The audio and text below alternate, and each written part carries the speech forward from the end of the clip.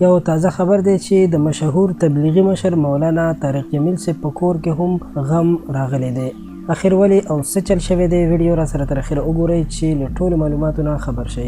سلامونه او احترامات قدرمنو دوستانو، امید لرم چې ټول به روغ جوړ یې. دوستانو که زموږ په چینل کې نوي یې نو خان کلیک چینل همدا اوس سبسکرایب کړئ، ورسره خوا کې د ګنټۍ نشان هم ووهئ چې په آینده کې له هر قسم معلوماتو نه خبر وساتل شئ.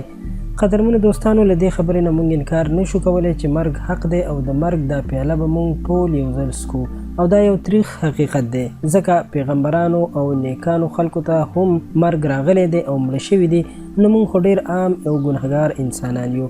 په همدې لړ کې تاسو سره یو ډېر دردونکی خبر شریکوم چې د مولانا طارق جمیل صاحب نږدې رشته دار او د هغه اوښې یعنې د خور خاوند پرون وفات شوی دی.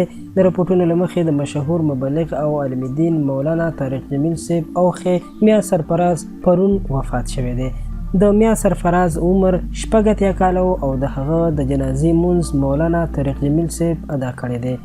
مولانا طارق جمیل صاحب د خپل اوښې د جنازې مونځ په مدرسه الحسنین رئیس آباد تلمبا کې وکړله او د جنازې په دوران کې لیدل کېدل چې د جنازې مانځه ته ولاړ کسان د یو بل نه په فاصله کې ولاړ دي، چې دا تاثر ورکوي چې د وبا نه د مخنیوي لپاره باید د طبپوهانو او ډاکټرانو احتیاطي تدابیر هم په پام کې ونیسي.